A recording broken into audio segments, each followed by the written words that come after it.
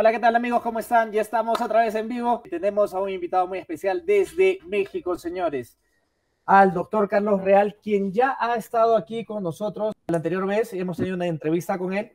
Y ahora vamos a hablar un poquito más, vamos a ampliar sobre el tema de crianza y un poco de reproducción, porque tantos nos han estado comentando ustedes sobre reproducción y reproducción. Pues ahora sí, el doctor Carlos Real, aquí se los presento. Muchísimas gracias por esperarnos tanto y disculpe todas las molestias, doctor Carlos. ¿Cómo está? Buenas noches. ¿Qué tal amigos? Buenas noches. No se preocupen, esto de la tecnología es así, es algo que se sale de nuestras manos, pero aquí con mucho gusto otra vez con ustedes. Dicen que a veces ser invitado una vez es honorífico, pero invitado ya varias veces, pues creo que es lo más agradable de ustedes, porque ya les dije que pues bueno, Perú siempre me ha tratado muy bien, entonces es un gusto compartir con ustedes. A ver, a todos los que estamos entrando en este mundo de los bullies, a los que estamos entrando en el tema de crianza, o los que queremos entrar en el tema de crianza, hay muchos factores que hay que tomar en cuenta, ¿no? Como, por ejemplo, cómo preparar a nuestros ejemplares para el plan de reproducción. Eso nos gustaría saber. ¿Cómo es que preparamos, las hembras se preparan, no se preparan antes de tener o antes de ingresar a este plan de reproducción? Es que la realidad es que tienen que ser vitaminados desde el día cero de nacimiento. Sí, se les aplica, lo explicaba, vitamina K1, K3, esto con el propósito de evitar que sangre el cordón umbilical, que se pierda este fluido vital, y también la aplicación de la vitamina B12 como fundamental para el desarrollo y estabilidad orgánica del cachorrito al ser un neonato. Entonces, un ejemplar que se va a destinar para reproducción siempre debe de estar vitaminado. Sí, peleamos con un tema de mitos donde las vitaminas dan cáncer, que las vitaminas engordan y todo eso, que la realidad es que no es cierto. Sí, son más mitos que se le han hecho porque no es parte de nuestra cultura. Entonces, desde los 100 días podemos vitaminar un ejemplar que lo destinemos para reproducción. ¿Por qué? Porque cuando ya viene la etapa de reproducción en el segundo o tercer celo, nos seguimos preguntando qué hicimos mal cuando nuestra perra no quedó gestante, cuando tuvo una falsa gestación, cuando nacieron los cachorritos y nunca respiraron, cuando nacieron y se fueron muriendo poco a poco, todos esos factores pudieron haber sido prevenibles. Entonces, la idea de cuándo tenemos que aplicar las vitaminas con el plan reproductivo es desde los 100 días. Si adquirimos a nuestro ejemplar ya a los 3 4 5 meses, empezar de inmediato. Tienen ustedes la probabilidad de la famosa triada, que no es más que catosal, Vigantol y Proteizo. Entonces, esta triada obviamente cumple perfectamente los requerimientos para una reproducción de cierta manera exitosa y nos evita de muchas enfermedades. Qué interesante lo que me acaba de decir. Atención, señores, me está hablando que aparte de los 100 días tenemos que tener la triada, que es catosal, vigantol y proteizo, ¿verdad? Sí, bueno, no, la triada la tenemos que empezar a aplicar desde los 6 meses, sí, eso Ok, ya es seis como meses. específico, pero podemos aplicar probióticos en polvo, vitamina B12 oral, desde los 100 días de vida. Esto es para estabilizar al cachorro que por los tiempos se está adaptando también a un plan de vacunación, plan de desparasitación, y sobre todo viene propio del destete y ya se está integrando a una nueva familia. Entonces, de cierta manera es como que el factor para introducirlo a las vitaminas orales desde los 100 días. Y ya con la triada que ustedes ya conocen y es muy mentada, desde los 6 meses ya podemos emplearla en nuestro plan de crianza. Ok, sobre los valores que me está hablando de la triada, ¿cuáles serían? ¿Cómo es que se le tiene que aplicar? ¿Y esto va directamente conectada al peso del ejemplar o cómo? Sí, sí se hace todo en relativo a peso. No, como les he mencionado muchas veces, no trabajamos con la dosis que recomienda la caja. Sí, este es un plan reproductivo especializado. La dosis de catosal es 1.0 mililitros por cada 10 kilos de peso de catosal. Ujú. Respecto al Vigantol es 0.1 mililitros, o sea, casi nada, la primera rayita de su jeringa, 0.1 mililitros de Vigantol por cada 10 kilos de peso y de Proteizo 2.0 mililitros por cada 25 kilos de peso si la hembra no tiene antecedentes, o sea, si es una hembra nueva que no se ha reproducido, y 2.5 mililitros por cada 20 kilos de peso si la hembra ya ha tenido partos, si nacieron y se murieron, si no los dio hidrópicos o anasarcos, si tuvo algún problema. Doctor, eso le quería preguntar. Mire, hay un caso, por ejemplo, de un amigo que tiene su perrita o se le ha pasado el tiempo para que nazcan los perritos y después los ha tenido, ya salieron muertos. O bueno, siempre tiene ese tipo de complicaciones. Ya va para su tercer celo, pero no sabe cómo hacer que tenga pues sus crías de manera segura, ¿no? Uno de los principales factores a determinar en todas las complicaciones de los partos es el no llevar una programación adecuada de la reproducción. Es decir, todavía veo que algunos cruzan un día sí, un día no, un día sí, un día no, y eso obviamente altera la fecha probable de parto cesárea. ¿Por qué? Porque concibe óvulos de cada inseminación. No el ovario no libera todos los óvulos de un solo golpe, los libera progresivamente según los estímulos a los cuales se someta. Entonces, puede ser que nos conciba cachorros de la primera, de la segunda y de la última inseminación o cruza, y eso hace que unos maduren muchísimo más rápido que otros. Entonces, de cierta manera, esa probabilidad pues también nos hace que se tornen los partos distóxicos, es decir, con dificultad para llevarse a cabo. Y el llevar esa variante en las fechas es lo que nos hace ver si es el día 58 de la primera, si es el día 60 de la segunda o si es el día 62 de la tercera. Y es bastante delicado porque si consideramos que la gestación dura 60 días, y en ese ejemplo que les puse, que cruzan lunes, miércoles y viernes, estamos hablando de casi 6 días. Entonces es el 10% de nuestra gestación. Es bastante arriesgado llevar a cabo ese método. Entonces eso incurre como uno de los principales factores de partos tardíos o complicaciones. Sin en cambio, también como se los he mencionado, la temperatura rectal, llevar registros de temperatura rectal también nos va a ayudar a saber si el parto ya se está pasando o si está en tiempo para poder ayudarla a intervenir. Doctor, entonces, ¿eso qué quiere decir? ¿Cuál sería lo ideal? Entonces, ¿cómo deberíamos nosotros hacer las cruzas con nuestros ejemplares? ¿Tendría que ser continuo, diario? Tengo un dicho muy reciente y es, en un mundo de progesteronas la citología ya es innecesaria. Sí, ya todo, la mayoría hacemos estudios de progesterona en sangre. Entonces, si ya nos da un nivel de 9, 11 o 13 nanogramos de progesterona, estamos en el tiempo indicado de. No quiere decir que por cruzar 3 veces nos vaya a dar siempre una camada de 10 cachorros. Sin en cambio cruzar en el momento adecuado, eso es lo que va a beneficiar una crianza óptima, que los cachorritos nazcan fuertes, que inmediatamente respiren. Se ha comprobado realmente a quien sigue este método. Entonces, se pueden hacer 2 o 3 inseminaciones o cruzas, pero sí efectivamente diarias, para tener un tiempo muy cerrado de parto y que no altere, obviamente, el tiempo de. Esa sería mi recomendación y basarlo ya realmente en progesteronas.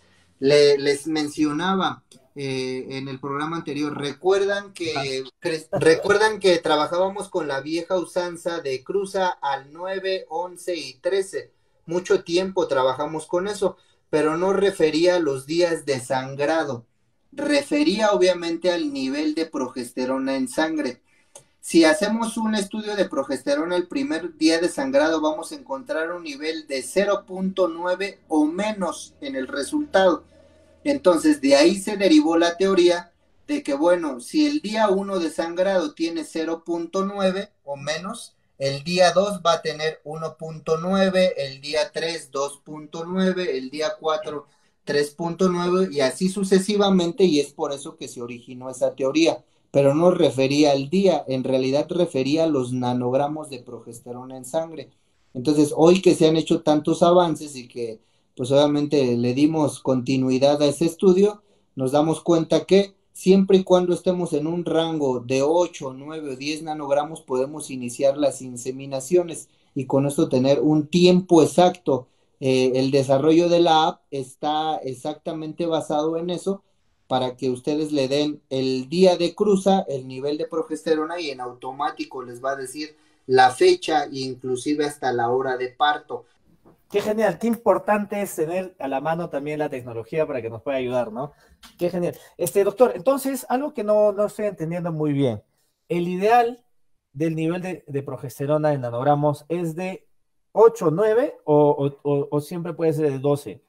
Si hablamos de un pico máximo ovulatorio, porque es lo que, como se refiere clínicamente, pico máxima ovulatoria, es el nivel de 11, ¿sí? Es ahí cuando está la perra sumamente receptiva, está ovulando en demasía. Si pudiéramos hablar de cierta manera un poquito coloquiales, de 0.9 para abajo va iniciando el celo. Sí, si ya hay un sangrado es un celo, al fin y al cabo infértil, pero una vez habiendo sangrado ya es celo. Cuando se rebasa el 1.1 y hasta el 4.9, ya es un celo que está ascendente y nos está hablando de madurez, ¿sí? De 1.1 a 4.9 ya nos habla de un celo que va ascendiendo. Cuando rebasa el 5 hasta el nivel de 7, si pudiéramos mecanizarlo de esta manera, es cuando el ovario abre la puerta a los óvulos, ¿sí? Entre 5 y 7 es cuando son liberados.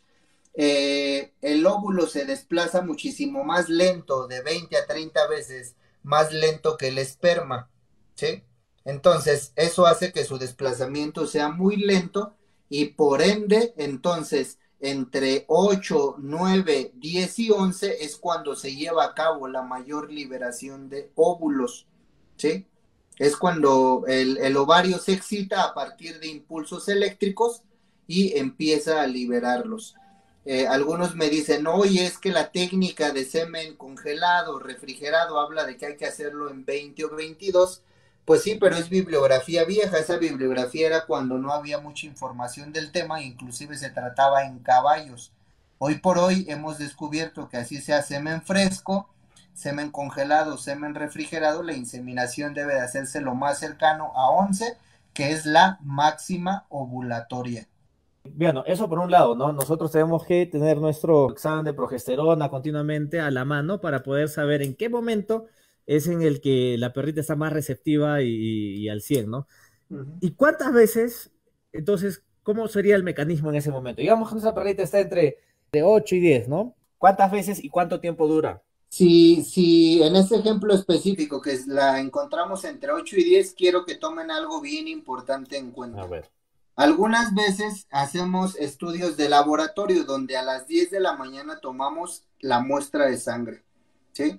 Hay dos tipos de muestras, las de maquinita, que son de reactivo, y las de laboratorio de una máquina muy grande que a veces tarda un poco más. Entonces, tomamos la muestra a las 10 de la mañana y a veces el resultado en algunos lugares nos los mandan a las 6, 7 de la tarde. Ahí ya hubo una evolución de la progesterona, ¿sí? Ahí sí nos dio un resultado a las 10 de la mañana, que fue la hora de muestra de 11, quizás por la condición del estímulo de la hembra, ya que fue a la clínica y hay pipí de machos, o se encontró con otro macho y eso la excita también de cierta manera y ayuda a todo el trabajo ovárico. Entonces, eso hace que se aumente la función de la progesterona y su nivel. Si en cambio vamos a otros lugares donde el resultado nos lo entregan de 15 a 35 minutos. Entonces, eso es algo que tienen que tomar en cuenta. Después de eso, entonces, si encontramos a la perra en un nivel de entre 8 o 9 o inclusive 10 nanogramos de progesterona, sí podemos inseminar, porque también recuerden que de el lugar donde se deposiciona el semen a el lugar donde va a concebir a los óvulos, que es el primer tercio proximal al ovario, van a pasar un promedio de 8 horas. ¿sí? De donde le posicionamos el semen hasta donde va a concebir a los óvulos tarda 8 horas. Entonces, sumado al tiempo en el que tardó nuestro resultado y el tiempo en el que el esperma se va a desplazar para concebir a los óvulos, tenemos esas variantes también. Ahora, doctor, entiendo algo, que hay varios tipos de inseminación, ¿no? Entonces, dependiendo del tipo de inseminación, va a haber la frecuencia con la que hay que hacer o si uno es definitivo, ¿no? En la inseminación vía sonda, obviamente se hacen de 2 a 3 inseminaciones, lo mismo que en las montas.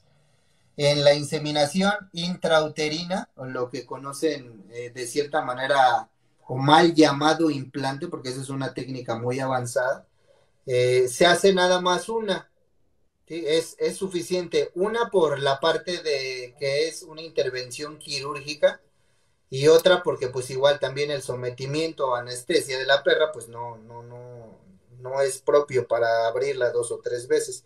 Claro. Algunos dicen, bueno, hago una intrauterina y después pues ya para cerrar con broche de oro hago la vía sonda. No está mal ni bien, Ya. pero si estamos trabajando con un nivel de progesterona, pues eso sí nos puede alterar el tiempo de gestación. La intrauterina es muy exacta, los cachorritos no llegan al día 60, ¿sí? O al ciclo 60, sino siempre se adelantan. ¿Por qué? Porque pues es una técnica que generalmente nos da una probabilidad de una camada grande de muchos cachorros y también pues la parte de que lo hacemos en el tiempo adecuado y eso asegura de que quede gestante. En la condición de la que es vía endoscópica, pues también se tratan de realizar una o dos por el estrés que le genera a la perra la maniobra. Entonces, esa no es tan común, es como propia de médicos que fueron instruidos para tal procedimiento, sin en cambio, pues también es de los más frecuentes. Una pregunta, ¿cuánto tiempo viven los espermatozoides del macho en el sistema reproductor de la hembra? Es variante porque la bibliografía es muy general, ¿sí? Es variante porque puede durar 1 minuto si el pH uterino está alterado, ¿sí? Si hay un exceso de sangrado en el famoso celo sucio o hipersecretor, ahí puede durar 1 minuto o menos el semen. En un útero con pH óptimo de alrededor de 6.4 Ujú. puede durar hasta 72 horas concibiendo óvulos, ¿sí? Wow. Esto depende de la capacidad del semental de aportar esperma efectivo, duradero, que esté siendo vitaminado. Recordemos que al macho también se le debe de dar ácido fólico, al igual que la hembra. El ácido fólico es la vitamina B9 y es fundamental para la reproducción en machos y hembras, al igual que la vitamina B12. ¿Cuánta sería la cantidad de semen necesaria para que salga preñada usando el día más fértil de reproducción? Es una pregunta relativa porque hay machos que dan 1,5 mililitros con millones de miles de espermas. Hay machos que les dan 12 o 15 mililitros y la concentración de esperma es limitada. Entonces, si hablamos de, yo creo que sería la pregunta de la calidad seminal y también de la capacidad uterina, porque algunos presumen que su macho da 30 o 40 mililitros. Sin en cambio, deben de saber que los dos cuernos uterinos tienen una capacidad máxima de 6 a 8 mililitros o centímetros cúbicos. Entonces, sería como un desgaste para el semental extraerle tanto semen si solo requerimos, dependiendo de la raza, de 3 a 8 mililitros máximo de semen. Más bien habría que analizarlo al microscopio para saber cuál es la calidad del semen. Muy interesante lo que acaba de decir, doctor, y yo voy a hacer hincapié de esto. Primero nos dijo que nosotros tendríamos todos los machos una reposición seminal de 21 días. ¿Eso qué quiere decir? Que cada 21 días creamos nuevos espermas. Ujú. Ah, ok. Y no es como en México somos medio groseros y decimos ya se hizo requesón, no. Todo eso cada 21 días se repone.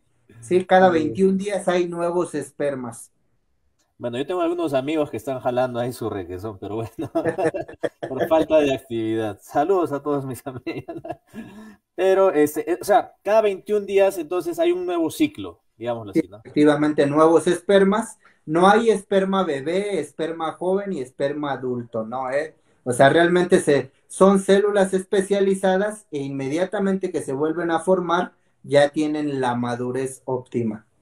He visto, doctor, que hay sementales que dicen, oye, mi padrillo, bueno, no, no sementales, que hay criadores que dicen, mi padrillo que ha arrasado esta semana tengo, digamos, 3 o 4 encuentros, por decirlo así. Entonces, eso es totalmente válido mientras que el perrito esté bien vitaminizado, como usted dice, porque puede ser que su reposición de semen se dé de 8 hasta 96 horas, como decía, ¿no es cierto? Sí, efectivamente, depende mucho y más cuando son sementales de desgaste que estén muy bien alimentados y que estén muy bien nutridos. Sí, y la nutrición respecta a las vitaminas, a los nutrientes, ya sea incluidos en la dieta o de manera artificial. Sí, un semental que está bien vitaminado perfectamente puede dar servicio a 3 4 hembras por semana.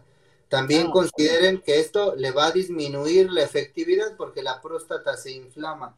Es decir, que el perro a los 3 4 años, si tiene mucha actividad, va a tener una inflamación prostática que muchas veces se ve reflejada que entre la zona de los testículos y el ano hay una protuberancia. ¿Sí? Muchas veces eso quiere decir, y digo muchas veces porque en la medicina no hay falacia, muchas veces eso nos habla de que hay una inflamación y también qué tan grande tenga el ano el perro o el semental nos habla de qué tanto ha sido reproducido, porque al fin y al cabo, al igual que la hembra, cuando se estimula, contrae esa glándula que es un músculo y entre más grande esté, eso quiere decir que el perro la ha contraído muchas veces. Son como cuestiones ahí de reproducción de especialidad. ¿Cómo sería una inseminación sin examen de progesterona o citología? O sea, no hay al alcance alguno de, bueno, digamos que no hay al alcance estos dos exámenes. ¿Cómo se podría hacer una inseminación que vaya a ser positiva? Es ya obviamente algo que no es tan efectivo, porque algunos me dicen, yo conozco bastante a mi hembra y siempre la cruzo al día 9 y queda gestante. No, eso de cierta manera recae en una falacia clínica, porque no es lo mismo un celo de invierno que un celo de primavera.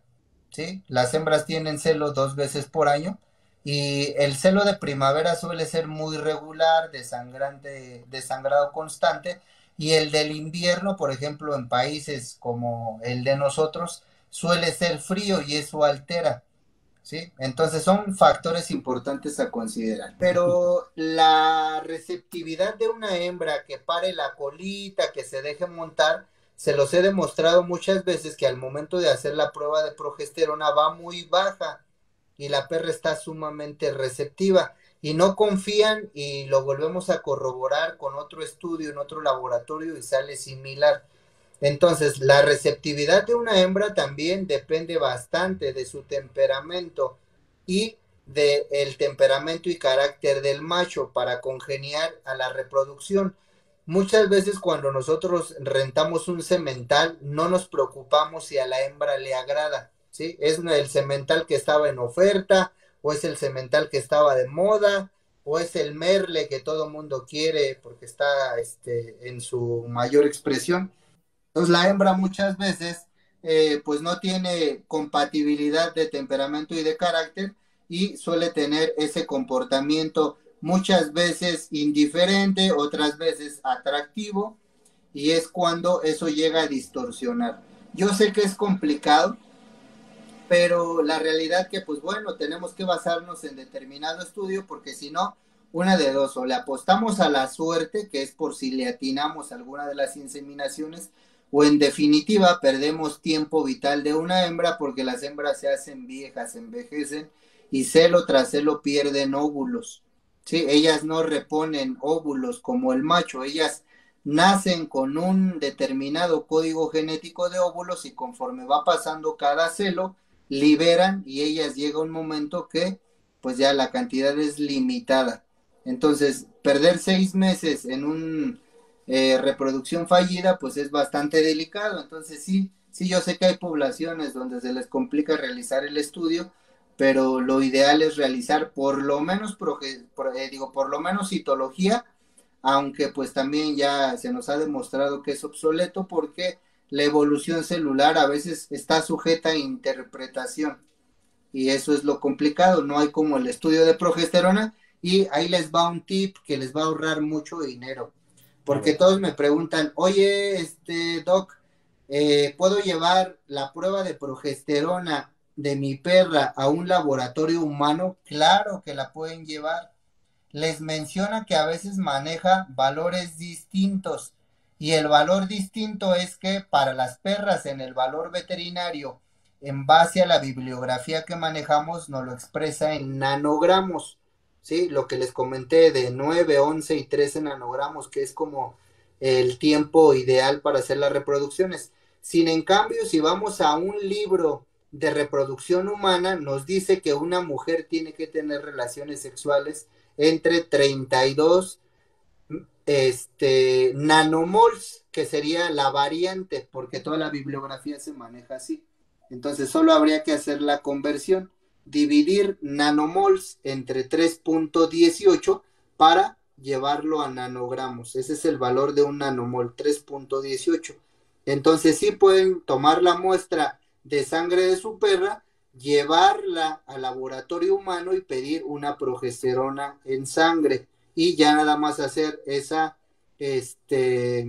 cambio de valores de nanogramos de nanomols a nanogramos. Algo más que hemos estado hablando y bastante interesante, cuando usted decía que, digamos que hay gente que conoce sus perras y puede por ahí acertarle entre el día 9 o 10, que ya es por costumbre, y que va variando de acuerdo al celo. Ojo que aquí, por ejemplo, bueno, diríamos que no es lo mismo cruzar una perra yo vivo en Cusco. Cusco está a 3.500 metros sobre el nivel del mar, y llevarla a que la inseminen, digamos, a Lima, que Lima está aquí al nivel del mar, pues, ¿no? O sea, ahí ya cambió totalmente, hay un cóctel ahí de hormonas, y me imagino, ¿no? Y el cambio. Entonces hay que tener bastante cuidado en ello también, doctor.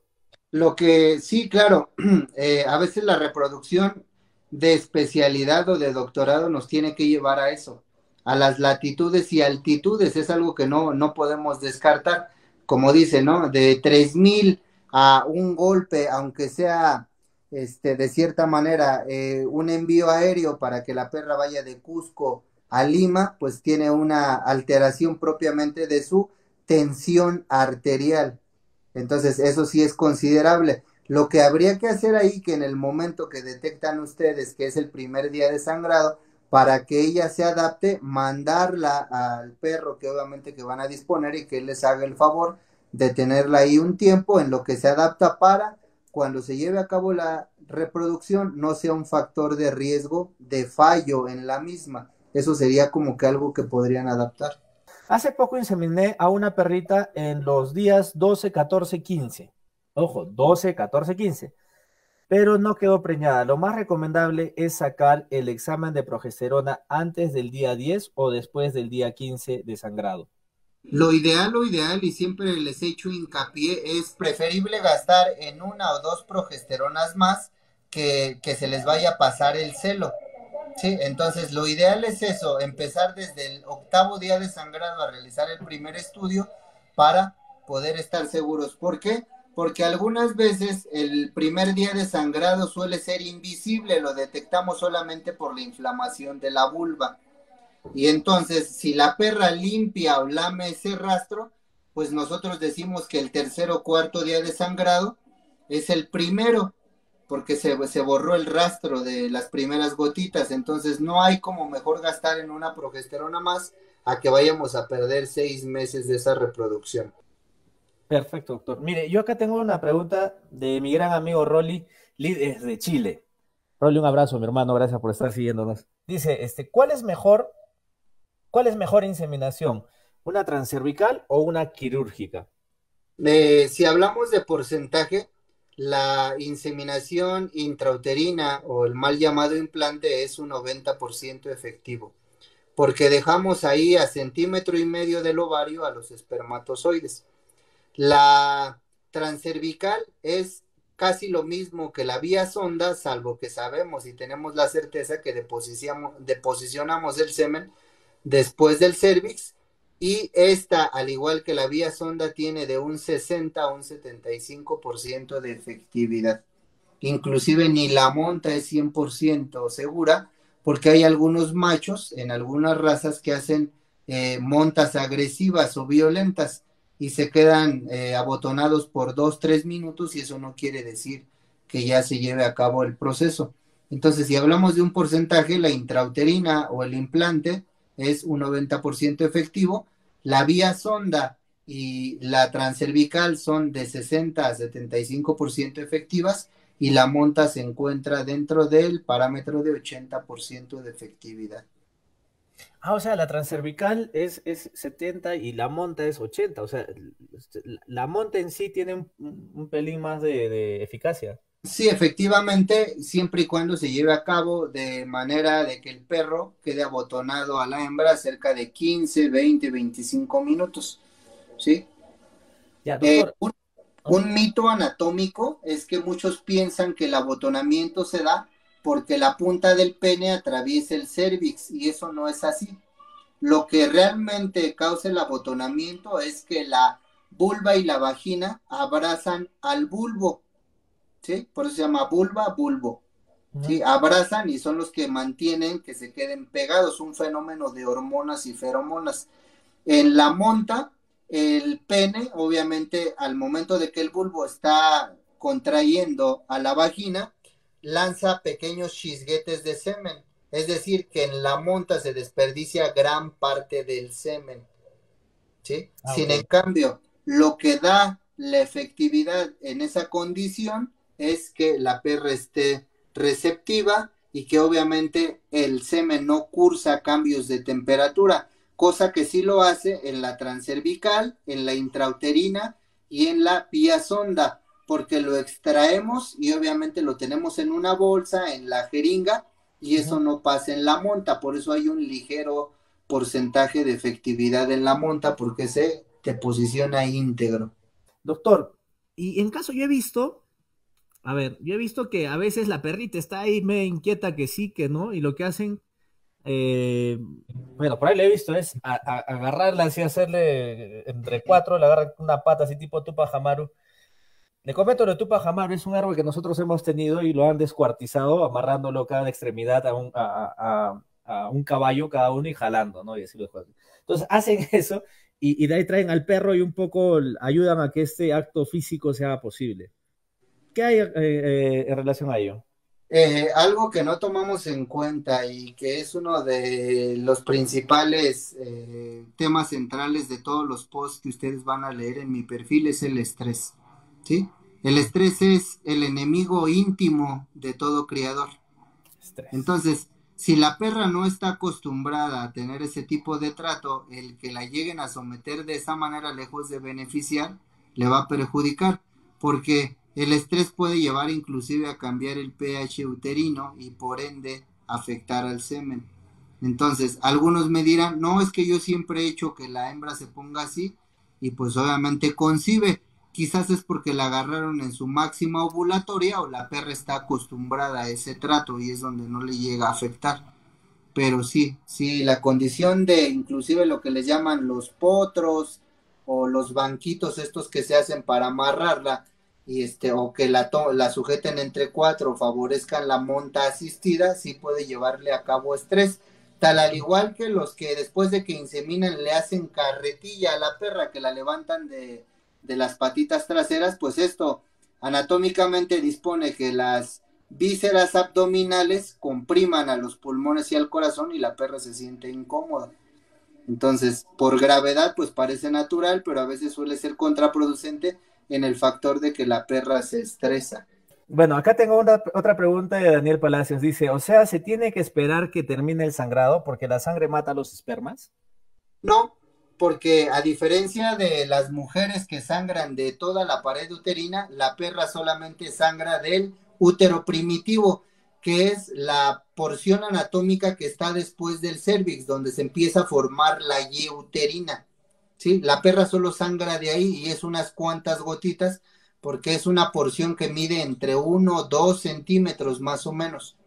Entonces, no, la sangre no mata al semen, pero si es una sangre que está acompañada de bacterias o que está alterada, sí puede llevar a cabo esas alteraciones. Si la sangre solo es tenue, pues entonces realmente solo contribuye al ser un fluido de vehículo también para el esperma. Entonces, no, por eso también esa era otra teoría de que espera que deje de sangrar para que puedas llevar a cabo la reproducción. Sin en cambio, se los he justificado innumerables veces, todo aquel sangrado excesivo en una perra no les habla más que la deficiencia de vitamina K1 y K3, ¿sí? Que es el factor de coagulación. Estas dos vitaminas vienen a tener coacción, es decir, que funcionan una si la otra está presente, si no, realmente es limitado el factor que pueda llevar a la coagulación y limitar la cantidad de sangrado. Mauricio Portilla me pregunta, si la perrita tuvo prolapso, ¿sería bueno sacarle cría o ya no? Vamos a mencionar algo que está como muy de moda hablar de los temas genético, congénito y hereditario. Una cosa es la hiperplasia, cuando apenas ahí por la vulva o la vagina ustedes llegan a ver una pequeña protuberancia. Eso es como la hiperplasia o el grado mínimo de. La hiperplasia tiene su origen con el exceso de estrógenos, que también es una hormona importante en la reproducción, ¿sí? Es decir, para que muchos me entiendan, tiene el celo muy fuerte, ¿no? Que es lo que escuchamos en la consulta, es que le llegó el celo muy fuerte. Hay un exceso de estrógenos. Entonces lleva a cabo a esa protuberancia. Cuando está rebasada de estrógenos, es cuando llegamos a encontrar el prolapso, que es como el estadio extremo de la hiperplasia, ¿sí? Algunas perras lo presentan el primer celo, ya no lo presentan el segundo y lo pueden volver a presentar. Hay algunas perras que nunca lo presentan y lo presentan hasta el tercer celo. No hay una regla general de presentación, ¿sí? Algunas veces se presenta y ya nunca lo vuelve a hacer, o algunas veces pasa regularmente. Sí se puede reproducir la hembra, pero sería con mucho cuidado, con una sonda ni flexible ni rígida, sino intermedia para no lastimar el tejido, o bien recurrir a la intrauterina. Una vez que ha pasado ya como tal el periodo de reproducción y donde las hormonas se regulan, asciende la progesterona y desciende la hormona LH, que es también parte importante de nuestra reproducción, eso vuelve a su lugar, ¿sí? Eso ya se retrae en condición de la hiperplasia y la gestación se lleva a cabo normal, pero hay que diferenciar esas fases de la hiperplasia y el prolapso, y no quiere decir que eso se herede, no está comprobado al 100%, pero sí hay en algunas razas como el bulldog inglés, el francés, el pug, el dogo de Burdeos, los mastines, el American Bully, donde es una condición muy propia, pero no es 100% comprobable que sea hereditario. Hablando un poquito de los límites de reproducción, ya habíamos hablado de la hembra, ¿no? Que hay que, bueno, tiene como un contador biológico que se va descontando cada vez que tiene un celo. ¿Cuánto tiempo, por lo general, debe haber un estimado, ¿no? ¿Cuál sería el promedio en años que una hembra tiene que seguir, o hasta qué edad puede seguir reproduciendo? Y en el caso del macho también. En la condición de la hembra depende de la raza, porque hay razas poco longevas, como el bulldog, que nada más nos dura 8 o 9 años, ¿sí? Depende de eso, porque una hembra de bulldog a los 5 o 6 años ya es una hembra que pues se considera en peligro de reproducirse, ¿sí? Si hablamos de razas como el American Bully, que también pues tienen un poquito de vínculo en la línea de los Bulls, hablamos de que una perra tiene como límite reproductivo los 6 años y medio, después ya sería arriesgado. Entonces, también depende de qué tan consecutivamente se haya reproducido, pero pues lo que ya, obviamente yo creo que les he dejado en claro, ¿no? El factor vitaminas y dieta. Una hembra bien vitaminada, bien alimentada, pues sin problemas va a tener cachorros, así sean 6 años. Entonces, igual, esa es como que la condición. En la condición del macho, también depende de su longevidad, pero pues es que realmente en el macho, como tenemos esa diferencia del proceso de la espermatogénesis o reposición seminal, un macho es óptimo para reproducirse con un límite de los 9 a los 10 años. Genial. Entonces, ya respondiendo a la pregunta en hembra, 6 años que ya, ya entraría en un peligro de reproducción y el macho entre 9 y 10. Doc, ¿quién es el responsable de la cantidad de cachorros? ¿El macho, la hembra o el criador o el que le ha hecho la inseminación? ¿Cómo sería? ¿Quién es el responsable? En realidad todos tenemos responsabilidad, ¿sí? Si hablamos de hembra y macho, tienen un 50 y 50. ¿Por qué? La gestación la debemos de dividir en tres. A la hembra, al macho, que es el que aporta la placenta, ese es un tejido íntegramente del macho, y a los cachorros o productos, ¿sí? Se divide en tres cada gestación. Algunas veces es bien fácil cuando la hembra aborta, es que la hembra no sirve siempre y cuando esté libre de brucelosis o leptospirosis, que son infecciones que llegan a inducir el aborto. Pero realmente el macho no lleva la culpa que corresponde. Antes de hablar de números, tenemos que hablar de la responsabilidad.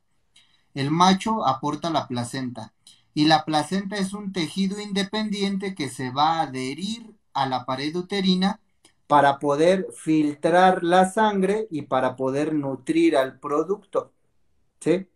Entonces, eso es como esbozo al tema. El perro aporta millones de miles de espermatozoides y la perra, celo tras celo, libera decenas de óvulos.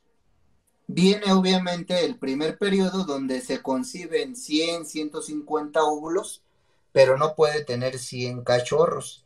Entonces viene el primer proceso de selección natural donde supuestamente deja a los 5, a los 7, a los 2, a los 10, a los 15 cachorros más aptos, pero en realidad lo más apto no refiere a qué tan fuerte es el cachorro, sino refiere a qué tan fuerte es la adherencia placentaria. Entonces, bien, este proceso se adhieren 12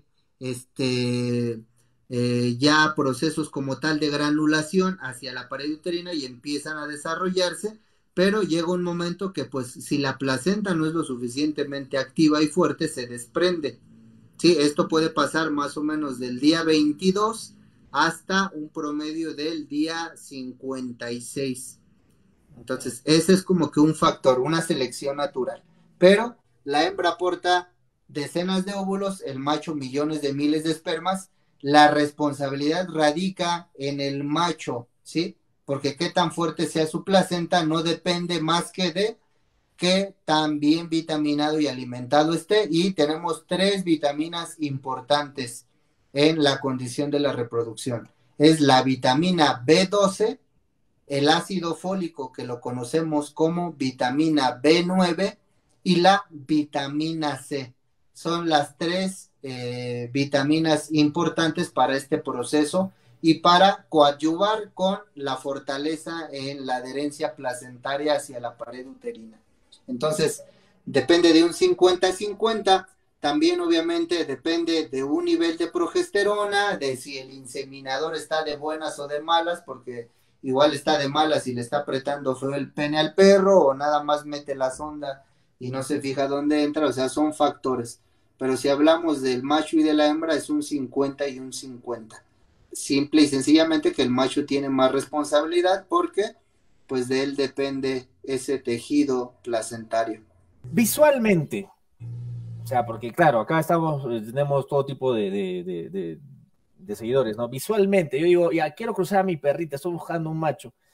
El macho debe verse, o sea, no sé, más o menos su pelaje, que esté más gordito, que esté aparentemente bien, tiene que ver con su calidad de semen.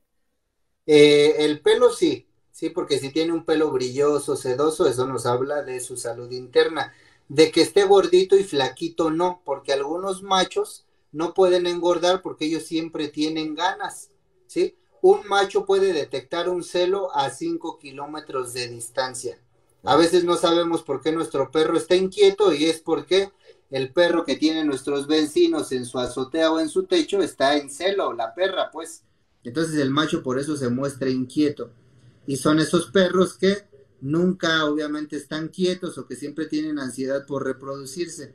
Entonces que esté gordo, flaco no nos dice mucho. El pelo sí.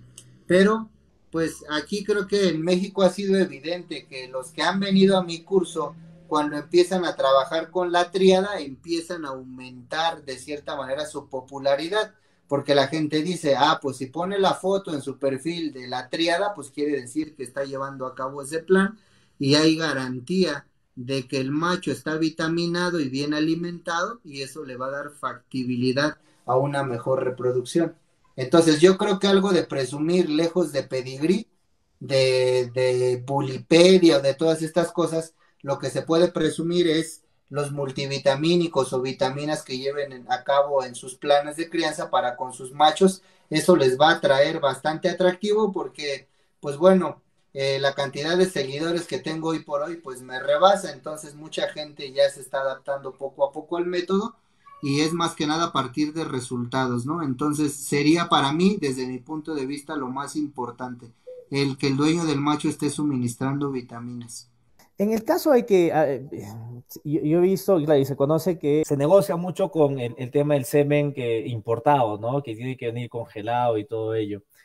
En ese caso, entendiendo que hay semes o de ejemplares muestras que cuestan 2.000, $3.000 e incluso traer es otro costo, ¿qué se debería pedir? O sea, decirle, a ver, ¿sabes qué? Sácale un examen a tu perrito antes que me pases la muestra o ¿cómo sería? Lo que pasa es que la muestra ya es obviamente almacenada, ya tiene tiempo. Y recordemos que hay dos tipos de tratamientos seminales.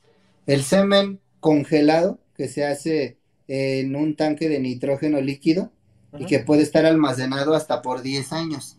Y el semen refrigerado, que es la técnica del famoso extender. Entonces son dos técnicas distintas. Cuando llevan a cabo el semen refrigerado, sí se puede pedir esa prueba, sin en cambio no pasa en el semen congelado. Y también es que es responsabilidad de quien le da tratamiento al semen, pero también es responsabilidad de quien recibe el semen y le da un tratamiento adecuado. ¿Por qué? Porque tenemos que reintegrar a esa célula virtuosa creada por Dios que se llama esperma. Y es sumamente sencillo. ¿Cómo lo podemos revivir o reintegrar? Es llevándolo a baño María, 27 grados centígrados, y es como se reactiva la célula. Ya se le pone el extender para aumentar no su velocidad del esperma, sino su vida media, que dijimos que va en promedio de 5 minutos hasta 72 horas. Ujú. Entonces, para eso funciona el extender, pero depende de muchos factores, ¿no? Desde los productos que se llevan a cabo, se empleen, perdón, para llevar a cabo el tratamiento del semen, tanto como quien recibe al semen y le da también el tratamiento adecuado. Entonces, esos son como factores a considerar. Y tengo a Guaira Cusco. ¿Puedo desparasitar días antes de comenzar el celo? Días antes sí, y es que recordemos que no hay mucha evidencia, pero el desparasitante puede considerar a los óvulos o a los espermatozoides un cuerpo extraño. Entonces, para no adivinarle si le hace daño o no, sí podemos hacerlo unos días antes, pero no ya una vez que está iniciado el celo. Mauricio Portilla dice, ¿y por qué es la subida de progesterona? ¿Debido a qué es? El aumento en el nivel de progesterona se da por un proceso orgánico natural, donde la progesterona sube y la hormona LHO baja para obviamente permitir que en el momento que se cruza una con la otra es cuando se lleva a cabo la ovulación. ¿Sí? Ustedes han escuchado que cuando hay peligro de aborto es porque está bajando la progesterona, al igual que cuando ya se está aproximando a los 60 ciclos de gestación, y es porque otra vez vuelven a regularse. Cuando va a llegar a cabo el proceso de ovulación, sube la progesterona y baja la hormona LH. Cuando se cruzan es cuando ovula. Ese cruce puede llevar un periodo de 24 hasta 96 horas. Sube la progesterona, se mantiene y entonces cuando ya va a parir, desciende. Una vez que se cruza al ya acercarse a la fecha de parto cesáreo, la progesterona con la LH es cuando empiezan a darse lugar las primeras contracciones. Entonces es un proceso orgánico glandular para poder dar lugar a la ovulación y también al parto mediante las contracciones. Tengo otra pregunta de Marco Acuña. ¿Qué es recomendable para las alergias cuando una perra está preñada o en celo? Cuando tiene alergia tenemos que irnos a la condición más natural, ¿sí? A partir de carbón activo, que puede ser de fibra de coco, o si no se la quieren complicar mucho, pues puede ser a partir de maíz, de una tortilla, de algo de maíz, se carboniza, se hace polvo y se le puede dar ya sea con alguna papilla de alguna fruta como manzana o de yogur natural. Sí, se revuelve y eso permite la desintoxicación del organismo de manera natural sin afectar directamente a los productos, porque aplicar dexametasona o algún otro activo sí puede llevar a cabo una alteración directamente en los productos, no inmediata, que después de aplicar la dexametasona nos vaya a provocar el aborto, pero algunas veces ya que llega a término el parto, los cachorritos nacen con debilidad renal, con disfunción hepática y esa consecuencia del suministro en dosis excesivas de esos medicamentos. Entonces hay que tratarlo de manera natural con el carbón activado. Wow, muy interesante, qué bonito escuchar ello. Entonces, nada de químicos porque ahí pueden hacerle algún daño colateral a los productos. A ver, vamos a ver más preguntillas, si no. Acá dice Freddy Leiva, mi gran amigo Freddy Leiva de aquí de Cusco. Jim, saludos, una consulta, Doc. ¿A qué se debe la preñez de cachorro único? O sea, ¿por qué solo hay un cachorrito, doctor? Se le llama síndrome porque es acompañado de muchas condiciones y recuerden que hay un dicho, si tuvo uno, pudo haber tenido 10. O sea, eso realmente depende propiamente de, dijimos hace ratito, de la responsabilidad del macho. Sí, si hubo placentas de cierta manera deficientes es cuando solamente queda un cachorro. Entonces, también consideramos que las placentas son tejidos independientes. En los humanos se hace para los bebecitos un estudio de hormonas donde determinamos por factor genético qué tanta probabilidad haya de que el bebé nazca con síndrome Down o con la trisomía 18 o 21, que son malformaciones. Pero se puede hacer solamente en productos únicos, porque cada placenta es un tejido independiente. Entonces, cuando es el síndrome del cachorro único, es mayormente responsabilidad del macho, que sus placentas no eran de calidad. Ah, doctor, entonces, o sea, se puede seguir todo el proceso, tener cuidado, saber exactamente cuándo va a llegar a su nivel más alto digamos, en su examen de progesterona, todo ello, tener, y finalmente solo sacar un cachorro. Sí, efectivamente, porque dijimos que las placentas dependen del macho. Él aporta millones de miles de espermas. Últimamente con los microscopios avanzados hemos descubierto que el esperma no se desplaza como renacuajo, realmente se desplaza en forma de torpedo o torbellino. Sí, eso es importante. Ya ahora con la precisión de los microscopios nos deja ver eso. Aparte que antes nosotros, y si recordamos lo que nos enseñaron en la educación básica, decía que el espermatozoide se componía de tres partes anatómicos, cola, cuello y cabeza. Ujú. Pues ahora se ha determinado que son cuatro: cola, cuello, cabeza y una cápsula en la cabeza, que es realmente la que le da origen a ese tejido placentario. La cabeza lo que lleva contenido son todos los códigos genéticos de fenotipo y genotipo, así como también de salud y enfermedad en los cachorros. Es decir, que un perro viejo que aparte de viejo está mal vitaminado, nos da probabilidad de que sus cachorros nazcan débiles o que simple y sencillamente las perras no queden gestantes. Entonces, eso es responsabilidad en un mayor porcentaje del macho, el que solamente haya un cachorro. Bueno, interesante, totalmente respondido mi amigo Freddy Leiva. Acá tengo a Santadeo Tambo otra vez que me pregunta, ¿a qué se debe la absorción embrionaria en el tiempo de preñez, o sea, la absorción de los productos. No se considera, y les vuelvo a repetir, la bibliografía con la que trabajamos ya es del siglo pasado.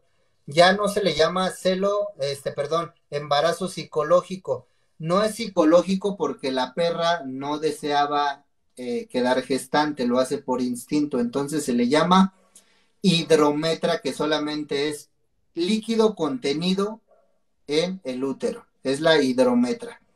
Entonces, también, sin que se ofendan muchos clínicos veterinarios, es el pretexto mejor vendido cuando pues decíamos en un principio que estaba gestante y luego no estuvo, ¿sí? Tiene muchos orígenes, pero tenemos que dividirlo en dos. Se llama reabsorción antes de los 28 días y se le llama aborto después de los 33. ¿Por Ah, qué? ok. Porque obviamente ya hay estructuras anatómicas y ya se llevó a cabo la organogénesis. El primer órgano que se forma en un embrión es el corazón y tiene un lugar entre el día 17 y 19 a partir de su concepción. Es el primer órgano que se forma. Entonces, ahí obviamente estamos hablando de un tamaño minúsculo y es cuando el organismo sí puede llevar a cabo una reabsorción antes de los 28 días.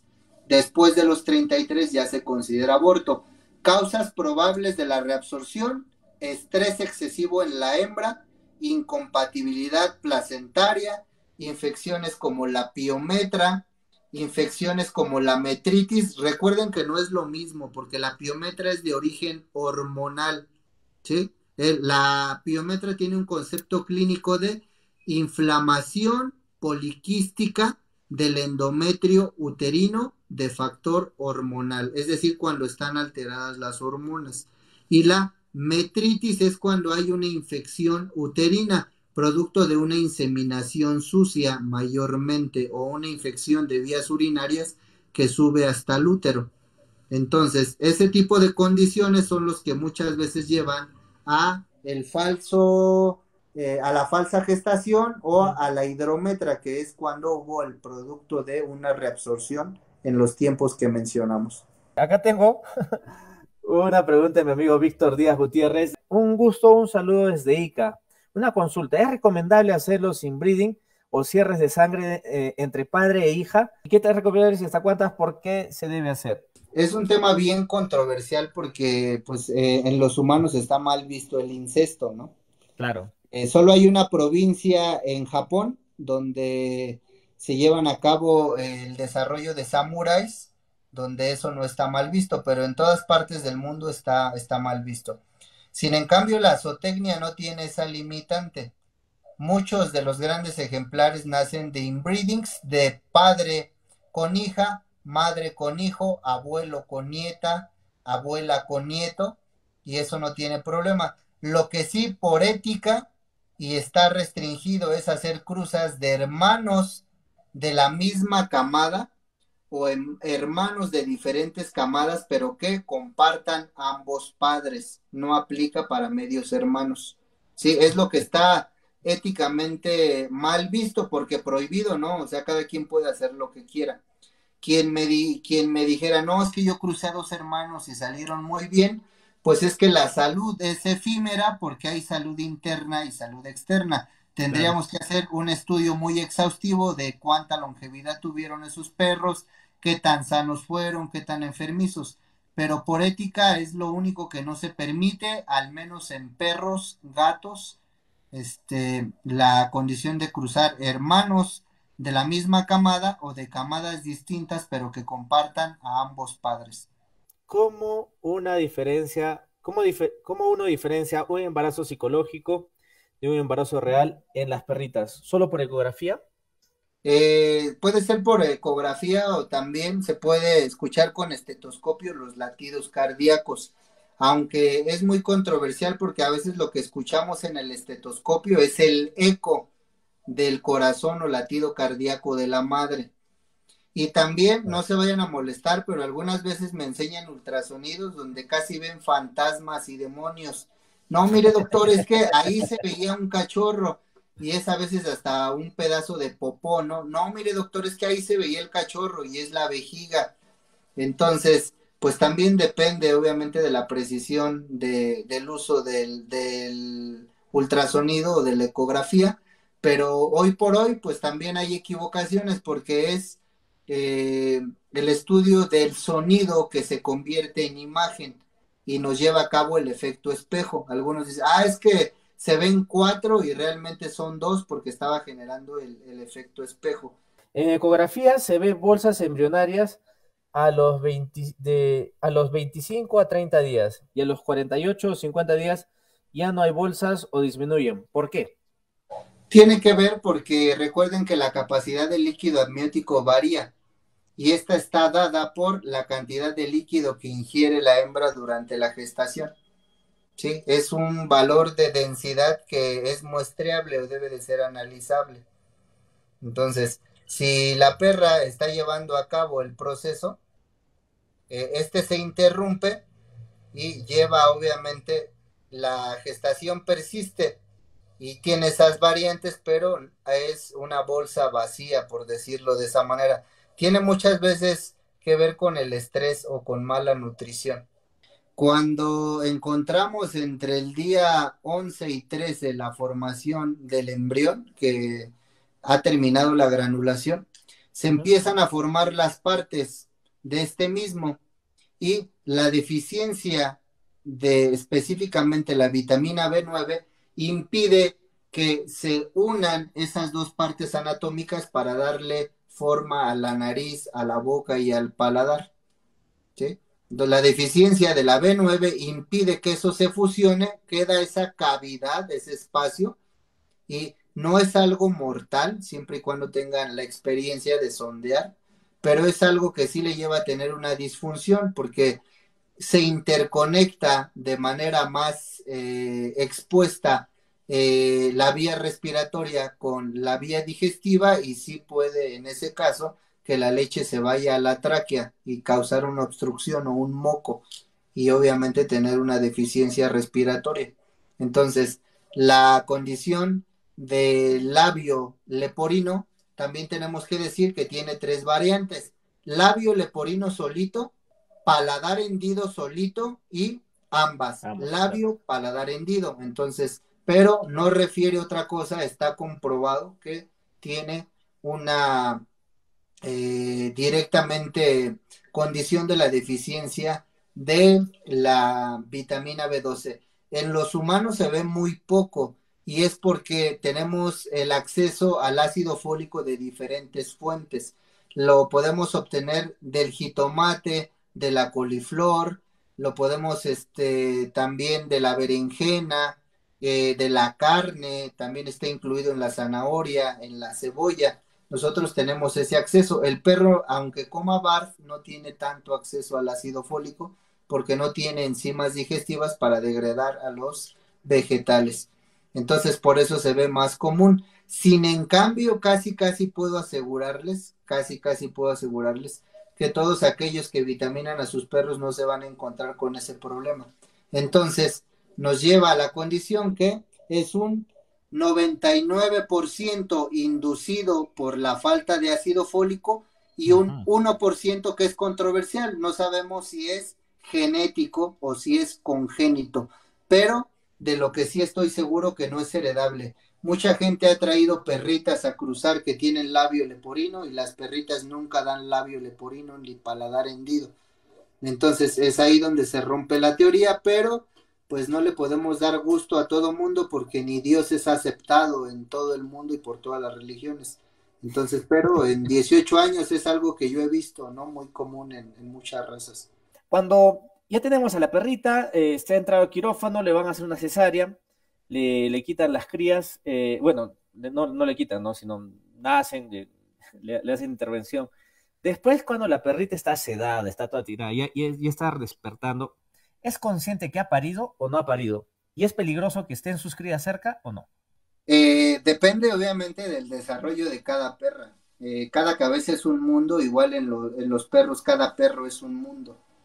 Eh, Algunas perras, y depende también del tipo de anestésico que estén empleando, porque por ejemplo la anestesia inhalada solamente impide que la perra responda a estímulos, ¿sí? Por ejemplo, no pasa igual con la anestesia en suero, entonces depende de esos factores, la perra qué tan consciente está. Doctor, acá dice Edison Arroyo Vega, ¿qué vitamina se recomienda antes del celo y durante el tiempo de gestación de la perra? Eh, Recuerden, y lo mencionamos al principio, siempre, siempre, inclusive nosotros tenemos que estar vitaminados. No le tengan miedo a las vitaminas, ¿sí? No, no piensen que van a engordar, engordan por lo que comen, no por las vitaminas. Siempre deben de estar vitaminados, pero si hablamos de el grupo de vitaminas en específico que va a favorecer la reproducción, lo dijimos hace ratito, el principal y conocido como factor de fertilidad es la vitamina B12, ¿sí? Esa es la vitamina de la fertilidad. Después de ella, la vitamina de la gestación es la vitamina B9, también conocida antes como ácido fólico. ¿Sí? También tenemos a la que potencializa la reproducción, que es la vitamina C. No sirve para subir las defensas, sirve para que obviamente todos los procesos orgánicos se lleven a cabo de manera natural, entre ellos el respiratorio y el inmunológico. También tenemos vitaminas importantes como la vitamina A, que va a ayudar a la formación de órganos, incluida la piel, que es el órgano más grande del cuerpo. La vitamina D, en específico la vitamina D1 y D3, que son los que favorecen también la formación de órganos. La vitamina E, que también obviamente nos va a ayudar al desarrollo del sistema nervioso, el desarrollo cerebral. Y la vitamina K1 y K3, que también son fundamentales porque somos alrededor de un 70% líquido. Entonces, igual, en base a esa proporción, pues nuestra sangre debe de ser de calidad para poder llevar a cabo todas las funciones de manera regular. Esas serían las vitaminas principales para llevar a cabo una gestación correcta. Disculpen, ¿se puede cruzar a hermanos si es que son hijos del mismo padre pero diferente madre o no lo recomienda, doctor? Eso sería la clasificación de medios hermanos y ahí sí lo pueden hacer siempre y cuando tengan la certeza de que el macho no aporta condiciones hereditarias o congénitas importantes, ¿sí? Porque entonces estarían cerrando mucho en esa probabilidad. Pero en medios hermanos sí es factible y ha demostrado buenos resultados. Mauricio Portilla dice, ¿por qué le vino el celo fuerte y por qué o a qué se debe la subida de progesterona en el celo? Ok, lo que mencionan como celo fuerte es un celo con demasiado desbalance hormonal. Todos hablamos de progesterona, pocos hablamos de la hormona LH y casi nadie habla de estrógenos. Los estrógenos son recíprocos de formación de grasas. Entonces, estos desbalances vienen por dietas excesivas en proteínas que al no metabolizarse se convierten en grasas y es entonces donde como no realizamos un perfil hormonal, sino solo realizamos un estudio de progesterona, nos habla solo de ese valor, no nos habla del nivel de estrógenos. Los estrógenos se comportan casi de la mano de la progesterona. Entonces, ese exceso de estrógeno es lo que va a causar la hiperplasia, en algunos casos el prolapso y también el celo sucio, que también es conocido como hipersecretor y al haber tanto fluido llegan las bacterias, se apropian y lo hacen de mal olor. Entonces, ahí tenemos que ocupar las vitaminas K1 y K3 para favorecer el desarrollo del factor de coagulación y también de cierta manera pues regular las dietas. Tengo a mi gran amigo y un fuerte abrazo para Jorgito Villanueva. Jorgito ha sido uno de nuestros jueces en el evento que hemos tenido aquí en el Cusco. Dice, ¿los días de pico de ovulación se repiten en todos los celos? Es decir, ¿en el siguiente celo coincide el mismo día? No, porque mencionamos hace ratito que no es lo mismo un celo de primavera que un celo de invierno. Y muchos dicen, no, es doctor, es que yo conozco a mi hembra más que a mi mujer. No, no es cierto. En realidad la hembra siempre se va a comportar de manera distinta, siempre está alimentada de manera distinta, entonces no, nunca coincide. Aquellos que me digan que sí, pues a veces el que no sea el mismo día, es decir, el que haya ovulado el celo pasado al día 12 y este al 13, es lo que hace que no sea igual. Tenemos a José Minguillo Montalvo. ¿Los vegetales son fundamentales para la gestación?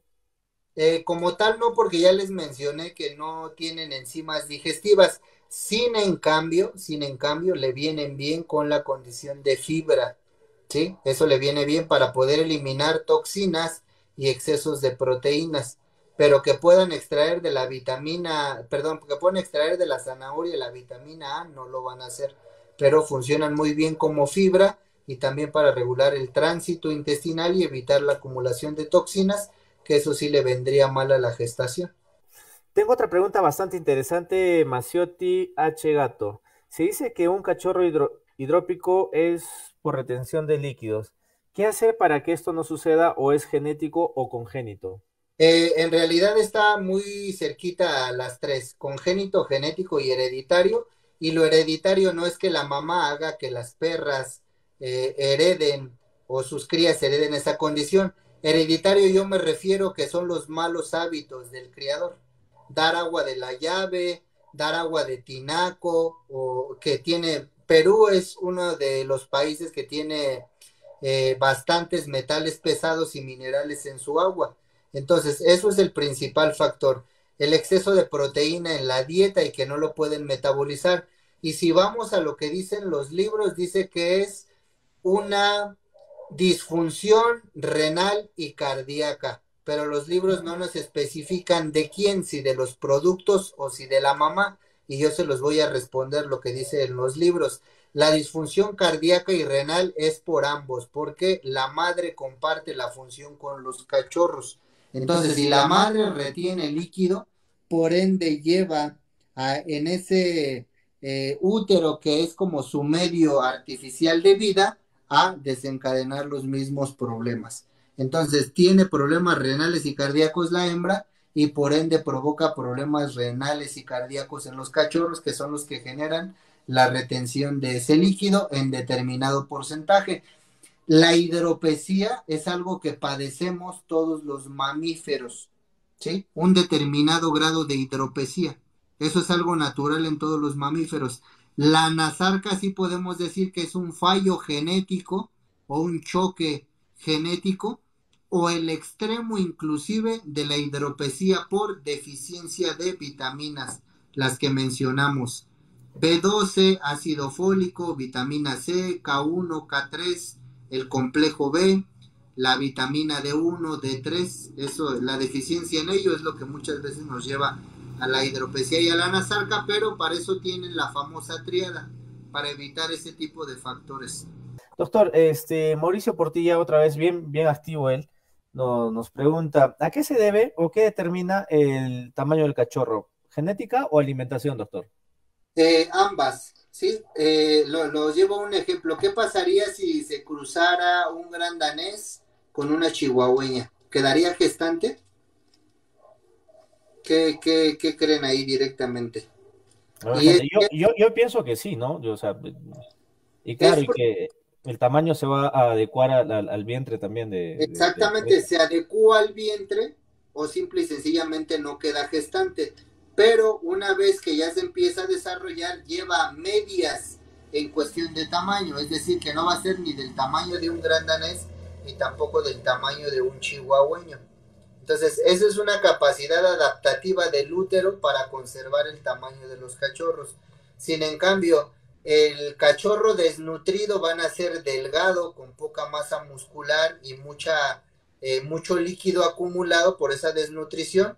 Y es por ello que empiezan a perder peso porque empieza a eliminar los líquidos. Entonces, el tamaño depende de la nutrición, pero también de la disposición genética de la capacidad uterina. Tengo acá a Víctor Díaz que me sigue preguntando, ¿cuál sería el mejor alimento para el padrillo y para la perra en celo? Bueno, las Eh, vitaminas, pienso eso, ¿no? Deben de buscar alimentos durante la reproducción con proteína regular. ¿A qué me refiero con proteína regular? Que no rebase en los 22%, ¿sí? Que la grasa sea mínima, porque la grasa sí puede alterar el pH uterino.